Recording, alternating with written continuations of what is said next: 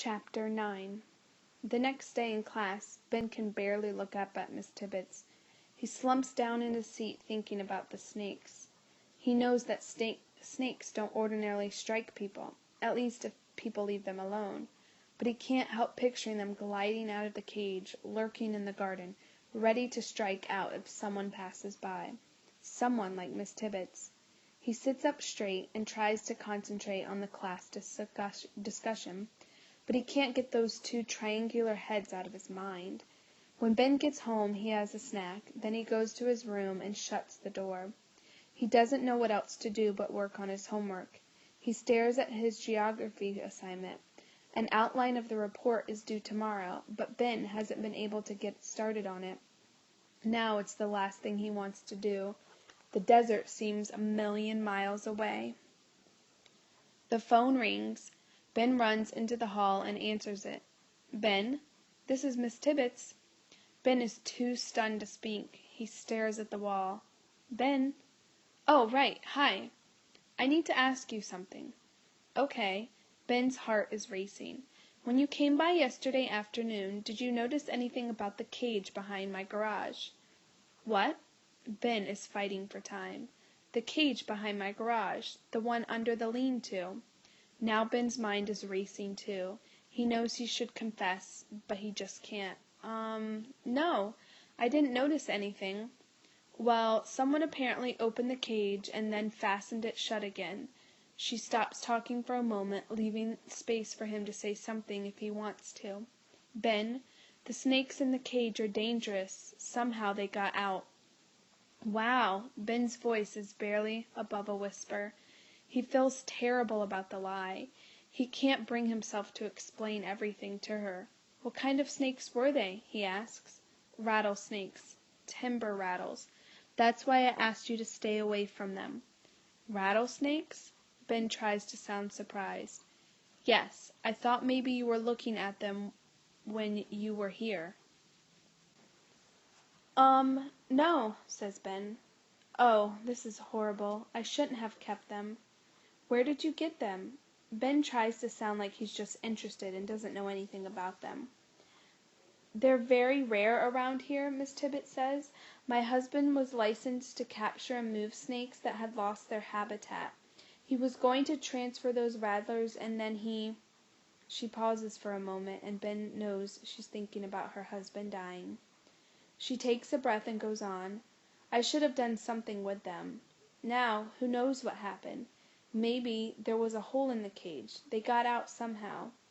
"Maybe someone stole them," Ben says. "It's hard to imagine. No one knew they were there. Oh, what have I done?" You didn't do anything," Ben says. "Yes, I did. I kept them and I shouldn't have."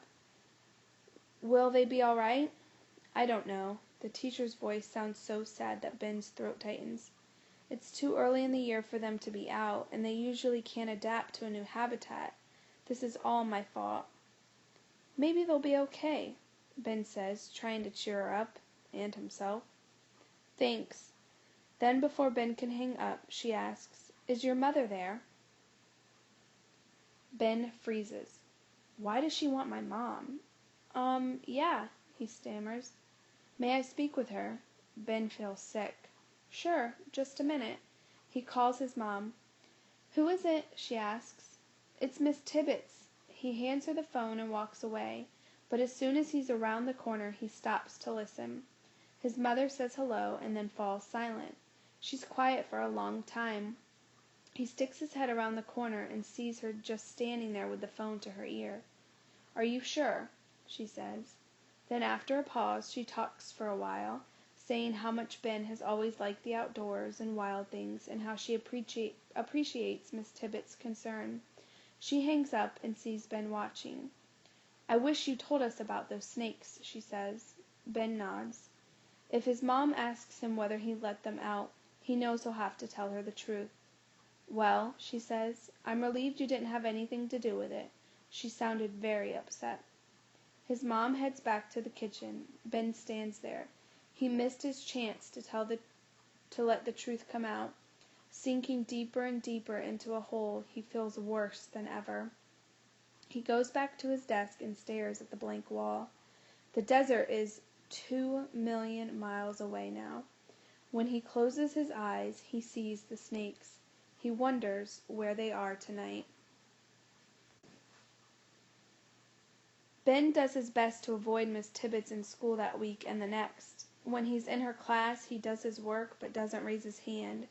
Twice she asks him after class if he'd managed to catch a peeper or if he wants to come check on the vernal pool again. Both times he shakes his head and hurries out of the room. It's not like he's lost interest in the toads, though. He spends a lot of times in the woods behind his house. His parents must notice, because one day his father comes home with a new pair of waders. "This is to save your sneakers," he says. They fit him better than the ones that he used at Miss Tibbets' house, and he likes the feeling of being waterproof. Using the net Miss Tibbets gave him, Ben snares a few American toads, but he still doesn't manage to catch another peeper. He decides to keep one of the toads, and with the money he saved, he buys a terrarium from the pet store. After fixing it up with some mud and a couple of plants, Ben settles the toad in its new habitat. The following Thursday afternoon, Ben is sitting at his desk at home, trying to get started on his geography project. His mom has laid down the law: no more wandering in the woods until he's made progress on his report. His sister is away playing with Rory, Ryan's sister. The house is quiet. He has no excuse for putting this off any longer. He stares at the report guidelines. He picks up a pencil and taps it on his notebook. He loves the desert. Why can't he get started on this report? Frustrated, he looks around the room until his gaze comes to rest on the book about amphibians he brought home from the school library. He picks it up and starts leafing through it. He glances over at the terrarium. The toad is crouched in the corner. It doesn't look happy.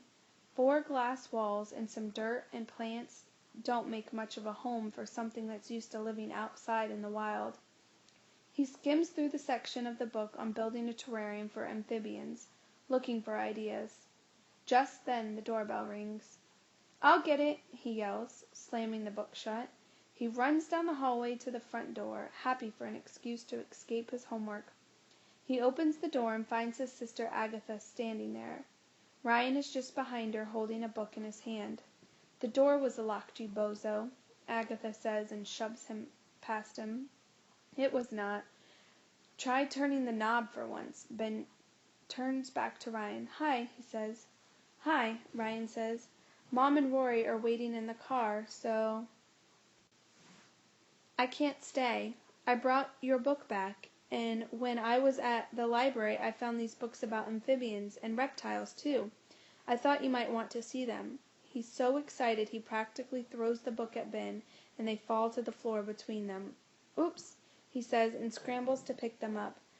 "I took them out on my library card, and my mom said we could bring them over. You can give them back to me when you're done." Ben helps Ryan with the books, and Ryan just keeps on talking. "They're not as cool as your book. Your book is the best. I've read some of the chapters twice already, Anne." Ryan's mother honks the horn and waves for Ryan to hurry. "Sorry, gotta go." "Thanks," Ben says. Ryan smiles his loppy smile. "See you tomorrow," he says. On his way to the car, he turns back and calls out, "Oh yeah, I put a picture I drew in one of the books. It's for you."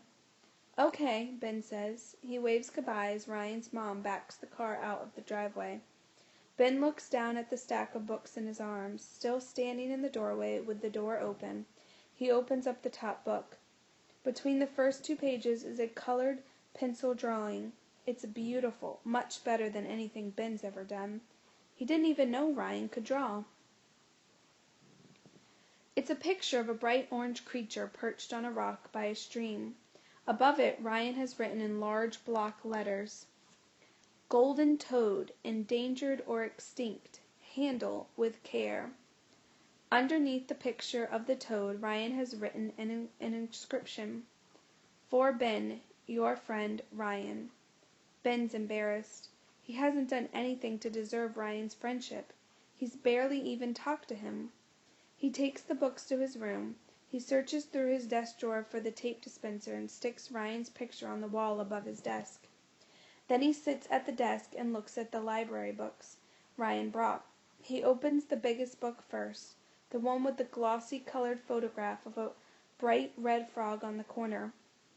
He thumbs through, looking at all the different species of frogs and toads.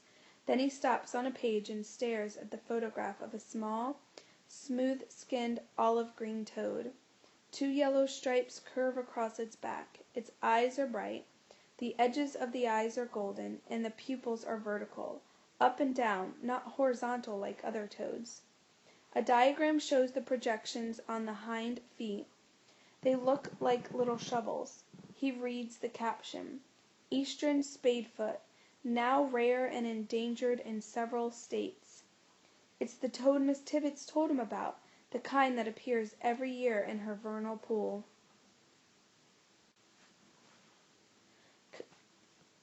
Compared to some of the other species in this book, it doesn't look like much, but Miss Tibbets had made it sound like a treasure, like a special secret that only the 2 of them know about, an endangered species right around the corner from where he lives. Ben thinks about the toads out there buried away under the ground waiting for the rain. He loved to see them when they came out for that one night, but that would mean talking to Miss Tibbets, and that's something he can't imagine doing. Not after what happened with the snakes. His guilt sits in the pit of his stomach like a big cold stone. He reads all there is about the Spadefoot, and it only makes him feel worse.